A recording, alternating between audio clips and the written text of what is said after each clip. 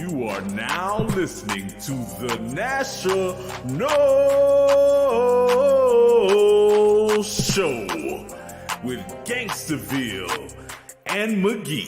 The National Show, the National Show, the National Show, no show, no show. The National Show, the National Show, the National Show, no show, no show.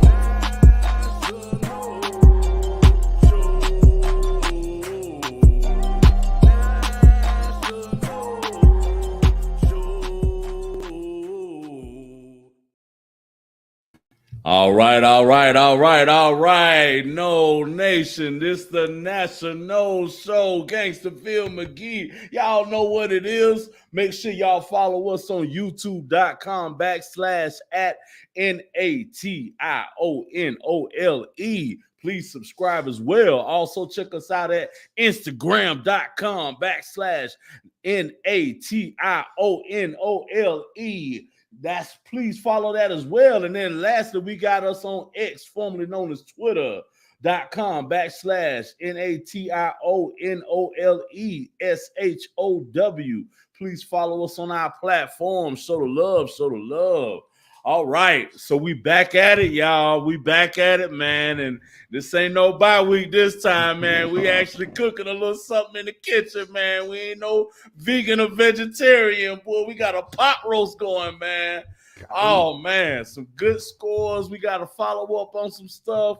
Touch bases with a bunch of stuff coming up, man. Talk to them, bro. Let them know what's up. Yo, game time, man. It's time to get back to work. All right, we had a little vacation.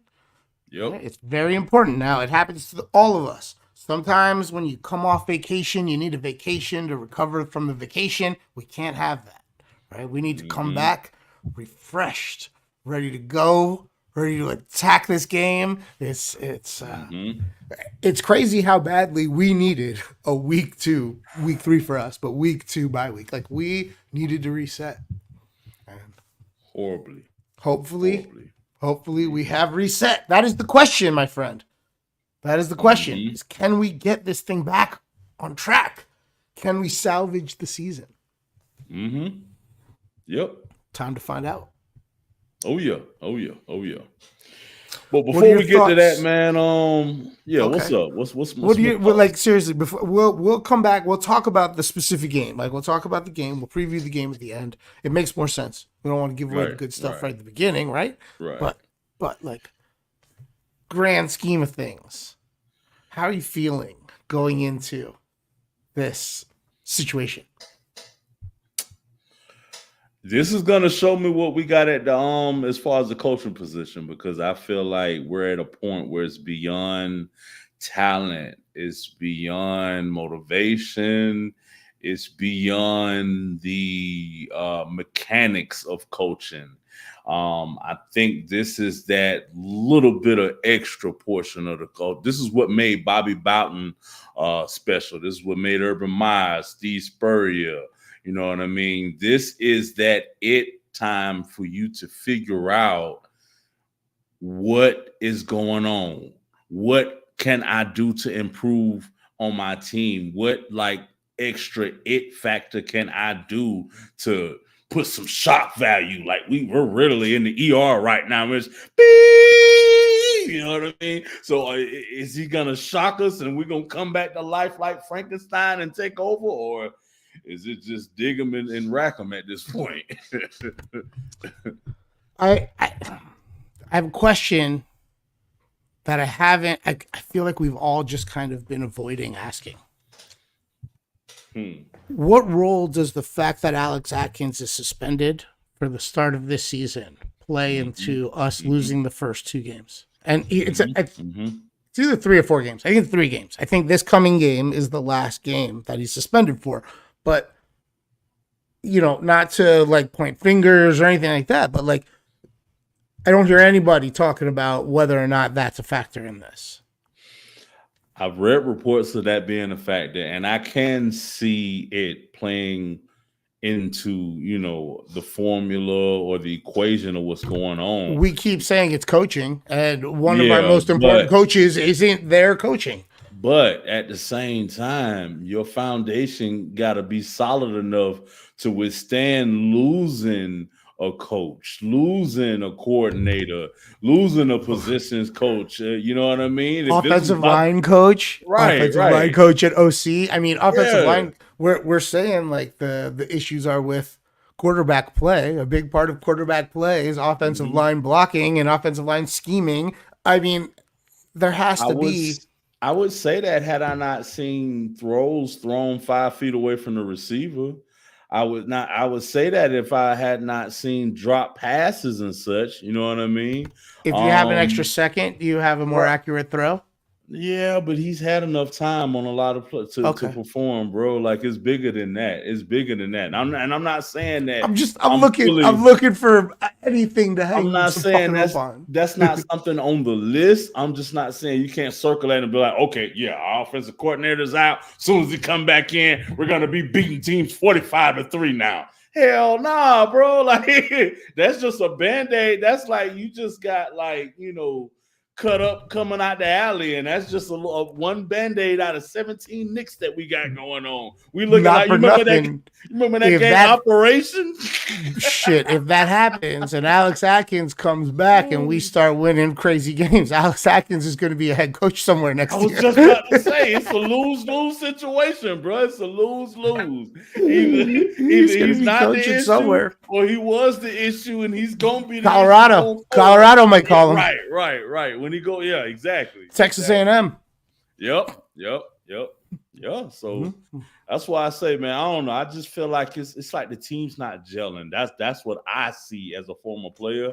I don't see that camaraderie. I don't see that's my brother. Let's look out for each other. I don't see it. You know what I mean? That's the scary part. It's that part. The tribe. You know what I mean? Where we are celebrating tribal. I don't see the tribe. It doesn't make sense. It is not the identity it is supposed to be. First and foremost, it's supposed to be FSU. Fuck everybody else. It's supposed to be where is it? You know what I mean? Where is it? It's crazy. And I don't even want to. I've been putting a lot of load on DJ. Or whatever, man. I'm not putting all of that on him because I have seen him engulfed in the culture in the time that he's been here or whatever. I think there's just there may not be nobody to blame. I've been on teams where it takes 3-4 games for us to realize, hey, man, we actually the shit.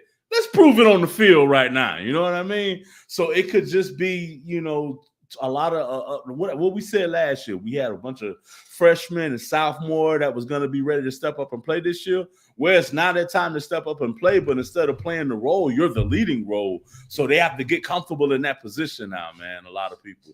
Hey, we get Hakeem back too. Hakeem Williams, the receiver. That'll help. Yeah, that'll help. Hopefully we can pop something off. He's a tough one to overthrow. So we'll see. If I seem a little distracted, I got the Live Golf on. It's the Live Golf is in Chicago this weekend, and it is the individual champion. Is settled this week, and it's either John Rahm or my guy Waco Neiman, the greatest Chilean golfer ever. So, if I seem distracted, it's because there's golf on, and I may or may not have a little something on Waco Neiman. It's all good. I appreciate you understanding. I like to gamble, and golf is something I tend to do very well on. So I tend to gamble on it more than other sports, right? Golf, NBA playoffs, I do very well year in, year out, and so I crank it up a little come the NBA playoffs, and sometimes I do okay in football. Now last week I didn't, wasn't. I just haven't really been dialed in. I did as far as if we went same unit every game I picked out, I gave out on the pod, I didn't do very well. Now, fortunately, I didn't, I varied my unit size, and I did pretty well on Texas and pretty well on Tennessee, so that helped. But last week we talked about a couple games, and I figured we'd circle back, right? We talked about Miami playing FAMU, and it was a huge spread, 45.5. They covered it, and they covered it. They won 56-9. Yeah. Not really surprised. I mean, we wanted FAMU to come out and do well, but that was a tough one. Clemson did what they were supposed to do against App State, 66-20. No issue, no concerns about App State coming in there and taking it down. We stay on the Coach Prime beat, good or bad. That's our guy, So we're of course we're going to talk about Colorado all the time, and we'll talk about him again later. But Colorado was at Nebraska, rivalry game. Nebraska looks real. Nebraska looks like a real football team. Matt Rule has done a job with them. I am on that train. Shout out to the Nebraska Hour on Be Yappin'. They gave us a nice little plug on their show. We should probably return the favor, So shout out to them.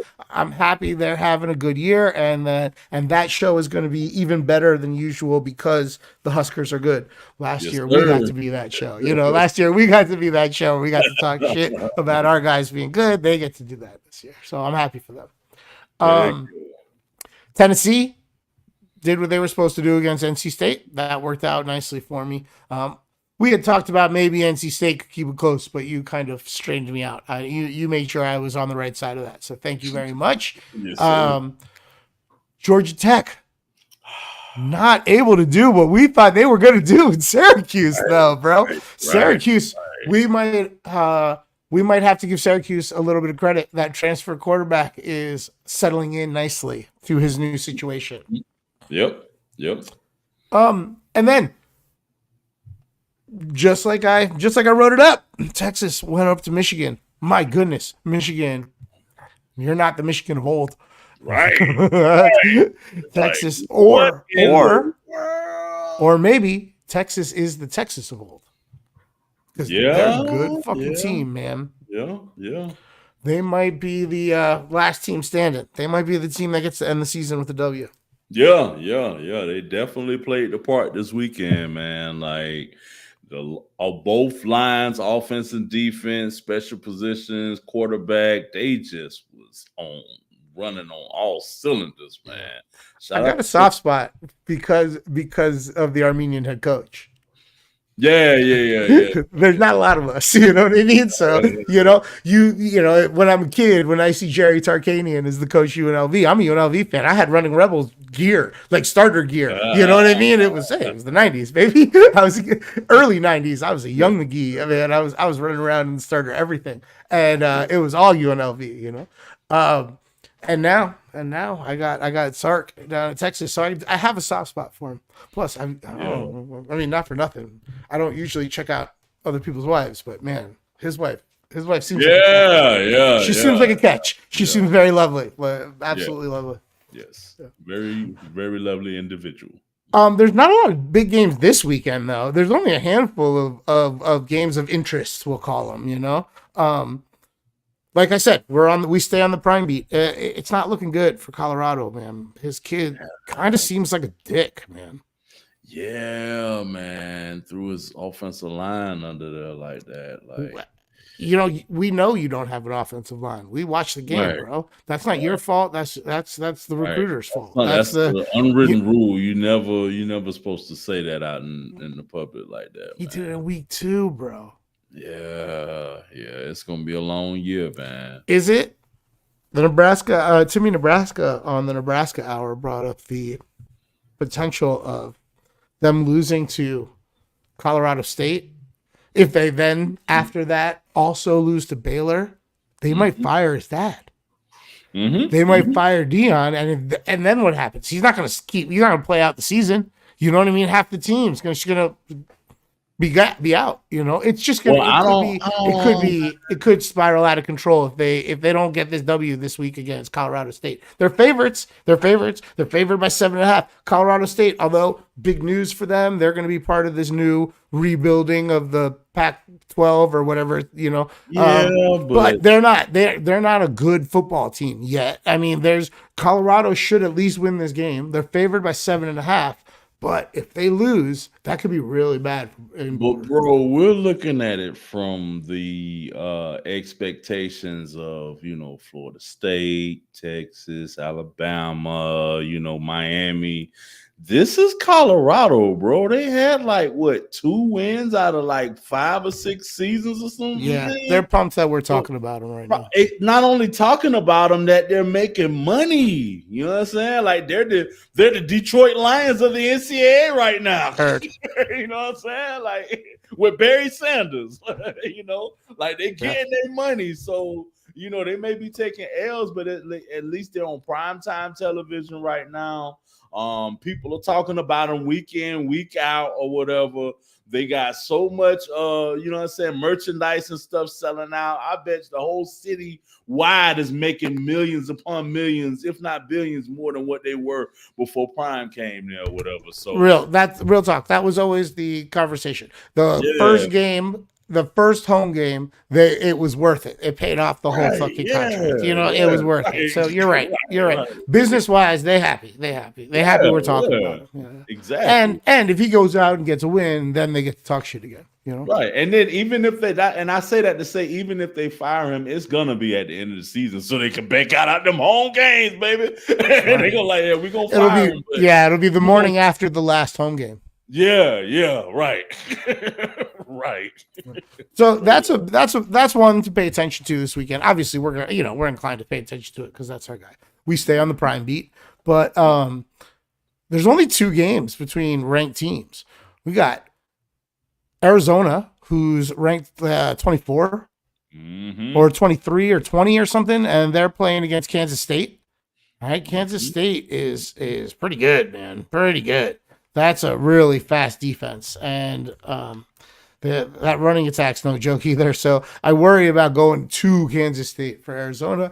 If this game was in Arizona, I'd give them a much better chance. But they're getting 8.5 points. They're gonna need all of them. They're gonna need all of them, man. That's gonna be that spread's close. That spread's close. But that game, it's gonna be a tough one for Arizona. That's gonna be a tough game. And then Boston College fucking beat us in Ireland and haven't looked back yet. They are 23rd in the nation. They're getting 17.5 points in Missouri, number 6 Missouri. Missouri has been getting back in the national conversation over the last 6 years, and they are a real program, and they got big boys on defense, especially like linebacker. Like they got big dudes on offensive line. Like that's a really tough game for Boston College. That might be the toughest game they play all year, which sucks because that was supposed to be like we were supposed to be the toughest game they played all year, but we rolled the fuck over. All right. This is going to be the toughest game they play. So see what happens, man. If they can keep it close, that'd be impressive. Yeah, we'll see what Coach made of, man, and that'll show us a little bit more what we was made of. It's a new Boston College, man. Bill O'Brien really has changed that attitude, changed that that identity. I could see this a little bit closer. Like I could see them beating the spread, not winning the game, but him doing this is the program we're trying to get. This is where we're trying to get to. Like he's playing the game just so he has the example for his team, his coaching staff, his boosters, his school. Like this is where we're trying to get, right? Because with the right resources, there's no reason Boston College can't be a Missouri type program year in, year out. They can lock down New England and get some really great football players, and they could be a program like that. And if Bill O'Brien stays for 8-10 years, it's going to be. Yeah, most definitely. Yeah. Yep. Not really much else. FIU at FAU, right? That's a rivalry down here, okay? And it's at FAU, which is the Pitbull Arena or the Pitbull Stadium now.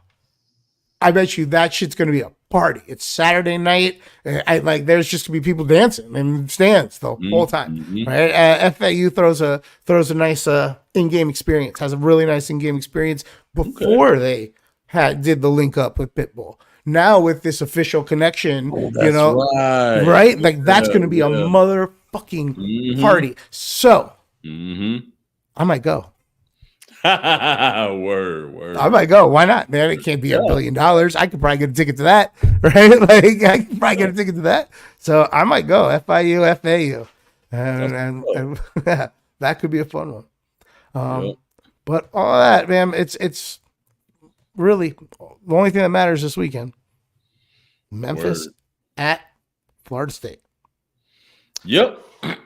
Memphis is getting 6.5 points. So Vegas is presuming Florida State gets it back on track. It opened at 3.5 and it went up to 6.5. So a lot of people are betting that. All that says is people are betting Florida State. Right. I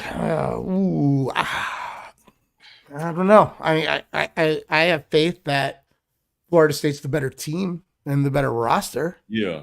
But I just have this weird taste in my mouth. So help me, like get past it. Like all I see is my guys not playing together. All right, like help me get past this. Help me, please. I don't feel like we get any answers this weekend, man, because there's no. I mean, this is a game we're supposed to win just off of depth alone or whatever. This is how Florida played Sanford last weekend. This is our Sanford. So it's like, first of all, you better win the damn game. You better win. You know what I mean? Point blank, period. And then even after that, it's in how you win, because we could realistically come away with the win and still have a knot in our stomach after this weekend. You know what I mean? Like, it's okay, we won, but we didn't see any improvements. Or even if he comes out there, say he comes out there, throws 300, 400 plus yards, 3-4 touchdowns, it was versus Memphis. You know what I mean? So, I mean, listen, Memphis isn't like an FBS team. All right, Memphis is a group of 5 conference. You know what I mean? They have a path to the playoffs. They have something to play for. Memphis wants to come in here and knock off their old head coach. They want to. They smell blood like everybody else smells blood right now. Like we cannot take this lightly. They have a high-powered offense. They know how to score, and honestly, their best players could probably play for Florida State. The point is, they only have a few of those guys, right? Right. That's what they only have a few of those guys. They don't have the depth we have. They don't have it across the board like we have, and that is the reason that we're favorites. That is the reason you're confident, and even though you don't think that we're going to get a good read out of this, you think we'll get the win. I get it. I understand all of these points. They also have a playmaker or 2 on defense. Like I said, their best players could play for Florida State. But if I don't see it this weekend, like, yes, if we like eke out a victory and I don't see like some offensive competence and good call, cannot play like we played the last 2 games or whatever on offense at all. We cannot. We can't. We have to score. We have to put up 28 plus. We also have to get into a routine. Right. We have some type of chemistry going. Right. We got to get momentum. Right. We got to get things working. Okay. Right? It's just about getting things working. So it is the perfect time for Memphis to come. Right. We got an extra week.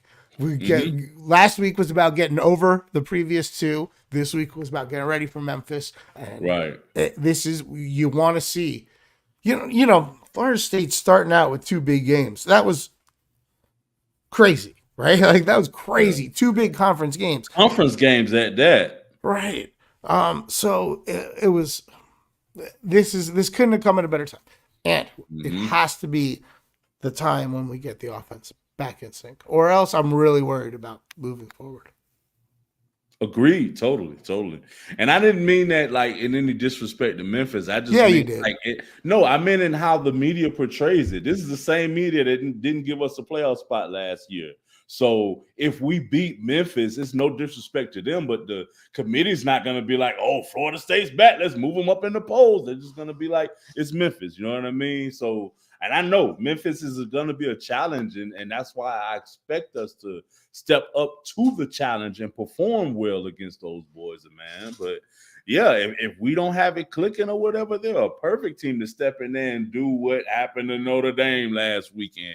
You know what I mean? I don't count it out, bro. I don't count it out at all.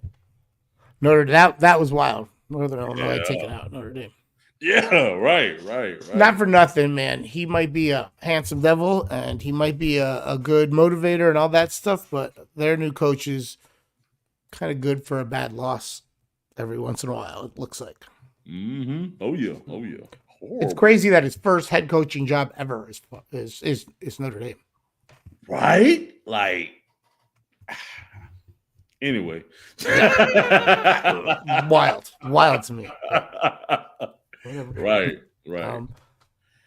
Yeah, it's a big game, man. It shouldn't be a big game. It wasn't supposed to be a big game. When we previewed the season, when we looked at the schedule, we didn't circle Memphis coming to town as a big game.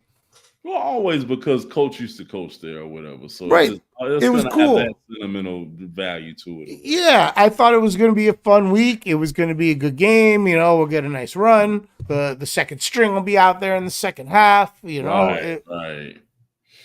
You didn't know we'd be fighting for a season spirit.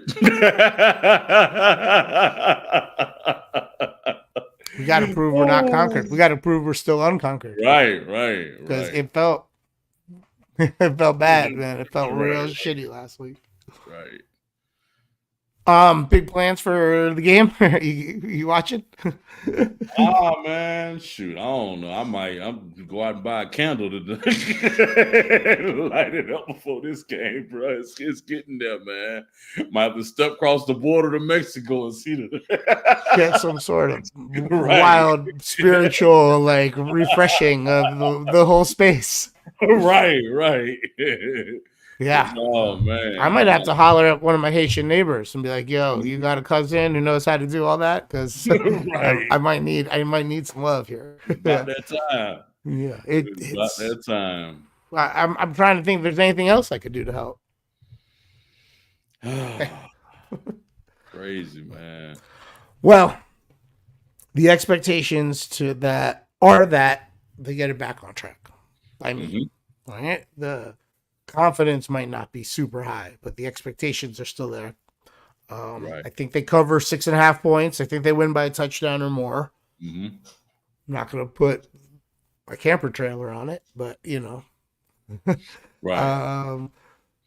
I hope everything gets right now, because I mean we got it to it's former players dogging us now. You know what I'm saying? Jalen Ramsey is talking noise on us, like, well, not noise, but just calling out what it is. Like, we stinking it up right now. You know what I mean?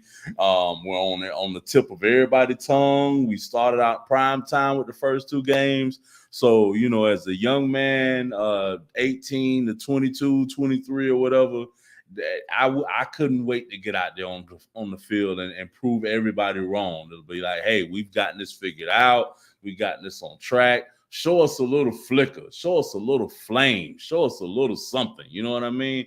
You ain't got to go out there and slay David or slay the dragon or anything or whatever, but just show us that you can stand in the rain. Be like Rocky. Sometimes Rocky ain't won, but that movie won in the box office. You know what I mean? So go out there and show us we can at least get the W and perform well. Click on offense, man, and then we'll just build on that. You can build on that week to week.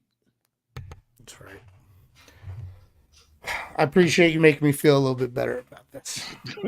Right, I'm halfway talking to myself on that one, trying to pimping myself up at this point, man. It's rough in these streets. Hey, man, at least Jared Verse had a hell of an NFL debut, huh? Yeah, got a sack, got a couple tackles, man. Looks like he was all over the field. Looked like he looked in Tallahassee.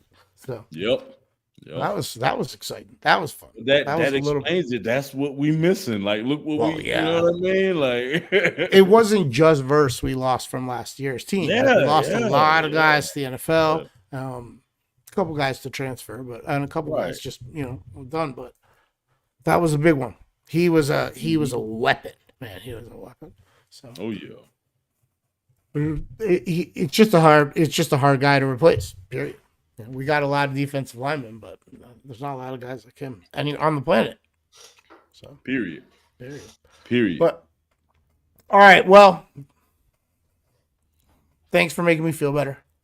Let's hopefully next week where we arrive like feeling better about things, feeling confident about where we're going. Like, look, it was clicking. Like, look, we got it together. We just so hopefully. When we do the podcast next week, we show up with smiles on our face, my friend. Right. All right. Smiles and something to build for the future. That's right. Cool. Well, thank you all for listening and for watching. The National Show is a co-production between Broham and B. Abbott, the Bet Your Ash Podcasting Network. And you can watch live on YouTube at National, Nationole. And obviously, it stays on YouTube. You can watch it whenever you want through the week. The audio is available at betyourash.com and on the Bet Your Ash feeds of both Spotify and Apple Podcasts. And we are on social media. It is National on Instagram and National Show on X. Gangsterville's everywhere. Check him out. He's on Linktree /Gangsterville. GAINSTAVILLE. And